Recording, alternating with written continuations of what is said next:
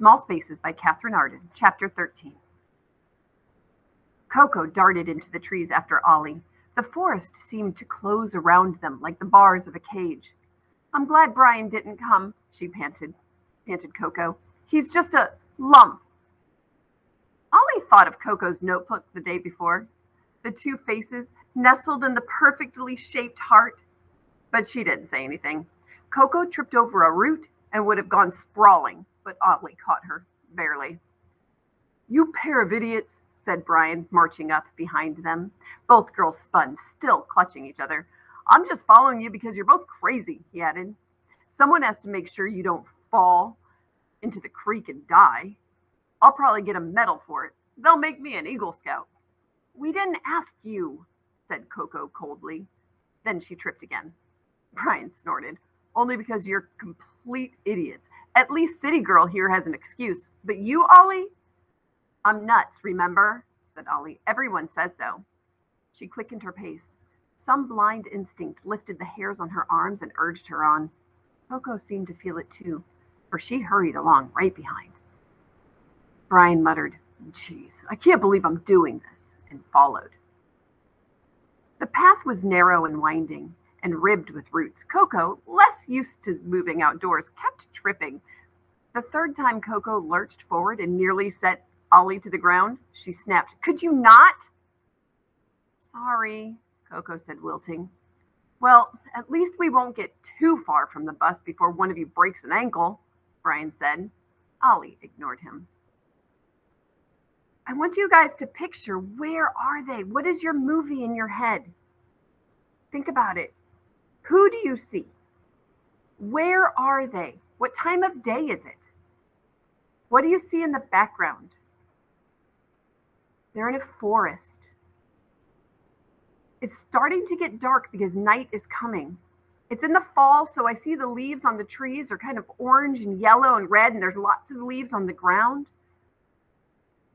It's damp because it's been raining, so it might be a bit muddy around them. I see Ollie. I see Coco, who's shorter and smaller. She has really, really kind of almost pink hair. And then I see Brian. He has dark skin. He's a bigger hockey player. They're all in 6th grade. I see Ollie being really nervous. All right, let's continue.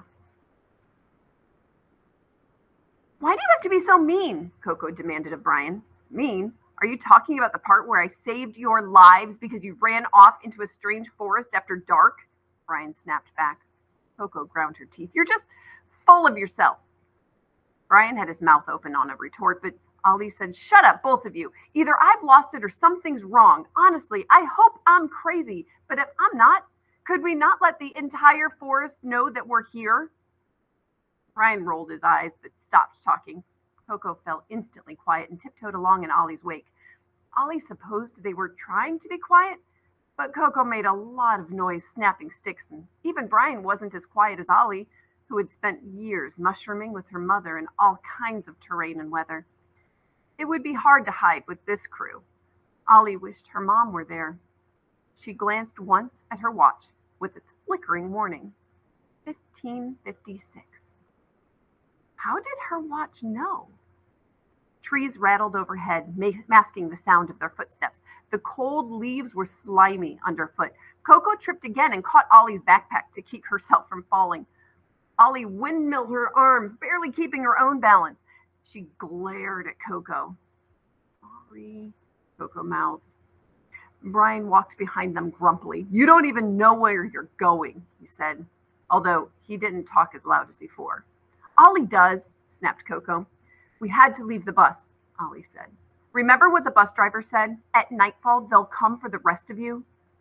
"I was wrong," said Brian. "You're not going to get in trouble. You're too crazy to get in trouble. Plead insanity at the hearing. That should clear things right up." "I hope we get in trouble," said Ollie grimly. "I really hope so, because then that would mean I'm wrong." Brian said nothing. Cold skeleton trees clustered thick on either side. The path itself twisted and turned, going gradually downhill. There was no proper sunset, just a slow, inevitable darkness. Eventually, they had to pull out their phones to see. Their flashlight apps lit the woods in pieces and made everything seem sinister and unreal.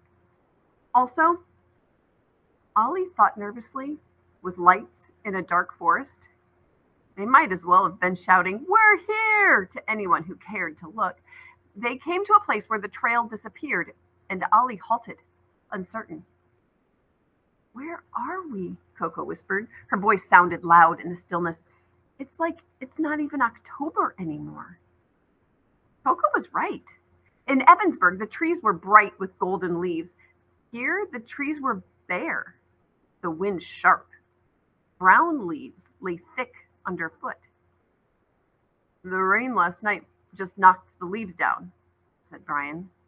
"All of them?" retorted Coco. Ollie didn't say anything. She was struggling to find the path, even with their phone lights.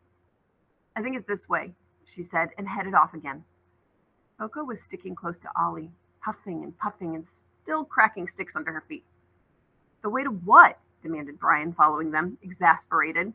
Ollie wished she knew, wished again that her mother was there.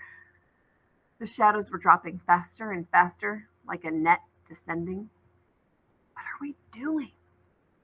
"What are we doing?" said Brian, echoing her thought. "Ollie, are you done being nuts yet?" Her watch chimed gently against her wrist. Ollie looked down at it in startled reflex, nearly tripping on a protruding root. The display had changed. "Hide," it said. The display lit for an instant with a flickering blue glow. Ollie was paralyzed for a second. Okay, I have to pause right there because her watch used to be her mom's watch, and it broke. Her watch didn't work. But it's been counting down. And then it said, "Run, run, run." And now it's saying, "Hide." Ollie was paralyzed for a second. She was frozen. Think about her mood. What picture? She was frozen in fear. Ollie was paralyzed for a second. The countdown said 8 minutes. "I'm scared," whispered Coco. They hurried down the path now, not talking. The leaves crunched under their feet. The trees groaned over their heads. "Where's the farm?" asked Coco. "We should have found it by now, right? Are we lost?" "Hide." "It's getting dark," said Coco. "That tends to happen at night," Brian muttered. And then, "Who's that?" he asked, suddenly pointing. "Is that?" It looked like a person standing with his back to them. "Hey," said Brian, hurrying over. "Hey, mister." "Brian, wait," began Ollie. Too late. Brian put a hand on the man's shoulder and then yelped and jumped back. The arm flopped. The head fell sideways. It wasn't a person at all, only a scarecrow. The blank face scowled at them, hazy in the gathering dark. "I thought it was a person," Brian whispered. "Well," said Ollie, trying to be reasonable to ignore her rising panic, "a scarecrow means we must be near the farm." Coco screamed. Brian and Ollie spun. Coco stood with her hand over her mouth, pointing up at the tree trunks. "We see you" was written on a tree overhead in ragged, dripping white letters. Below them, another scarecrow leaned against the tree. There was paint on his coveralls. He was grinning ear to ear. He had no hands at all, just two flopping paintbrushes where hands should be. The three stared at the letters a moment, disbelieving. "What is that?" demanded Brian. "Some kind of weird joke? Halloween?" "Look!" gasped Coco, pointing. Ollie followed her finger. The first scarecrow was gone. "I'm scared," whispered Coco. "I'm really scared."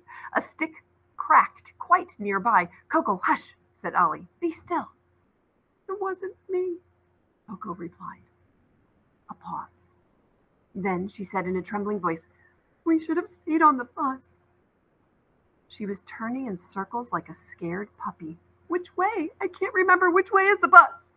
"Duh," said Brian, and his voice was thin with fright. "That's what I was trying to tell you. We should have stayed on the bus. That's what they tell you to do when you're lost. Stay in one place until they come help you. Ollie wondered if Brian was right. Better the bus than alone in the forest with another stick cracked somewhere out in the darkness, then another, louder, closer. Their phone lights were flickering now, just like the bus lights, just like Ollie's watch. We can't go back right now, said Ollie. We have to hide. Coco and Brian hesitated.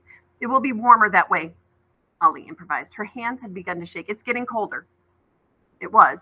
The wind was cold as dead fingers, creeping through their sweaters and rain jackets. Come on, she said. On they went, stumbling through the woods. Out in the forest came the steady cracking of sticks. Who is doing that? Asked Brian, breathless and frightened. If one of you set this up. Coco shrieked. What? Cried Ollie. Eyes, Coco whispered. I thought I saw eyes shining. Just an animal, said Brian. Ollie didn't say anything. The spatters of rain had become the occasional snowflake, cold on her tongue and fingers. Look, she said, stopping. Two rocks sat leaning together, a little triangular space between them, like a jack-o'-lantern's eye. Let's hide in there, said Ollie. Unenthusiastic silence. It's too small, said Brian at last. There might be anything in there, a snake, a skunk. We have to hide, said Ollie. We have to hide now. 2 minutes, 12 seconds, said her watch.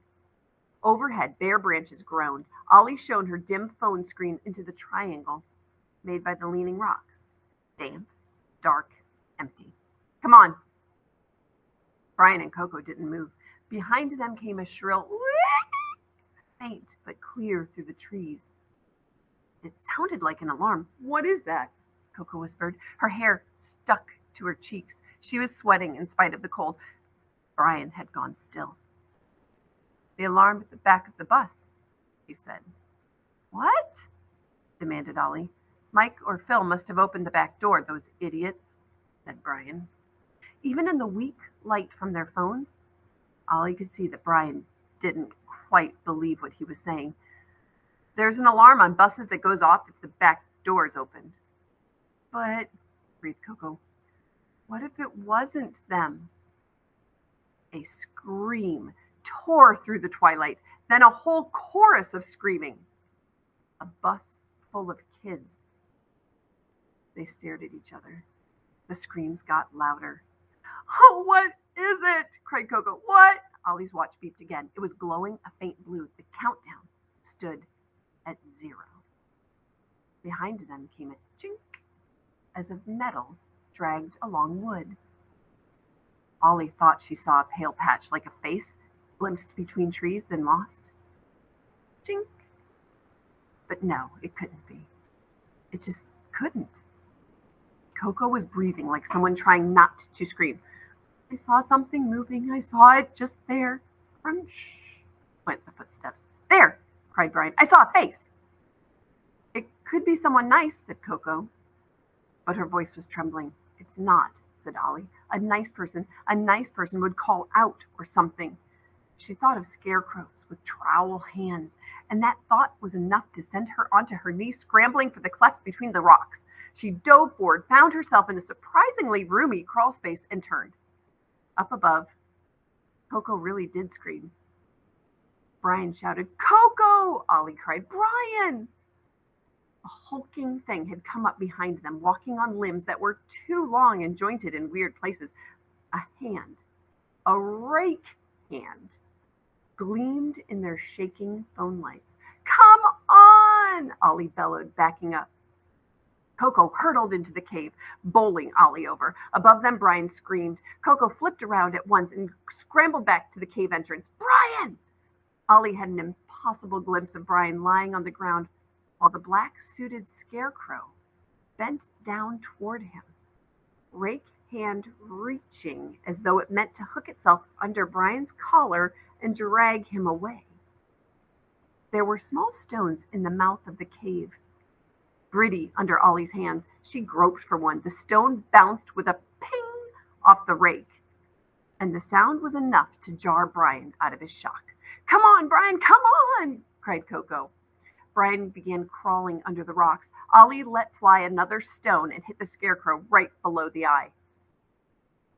A nightmare face turned to Ollie, stitched on snarl, eyes like two finger-sized holes. The rake reached out again. With a desperate heave, Brian got himself into the cave and they all scrambled toward the back, panting.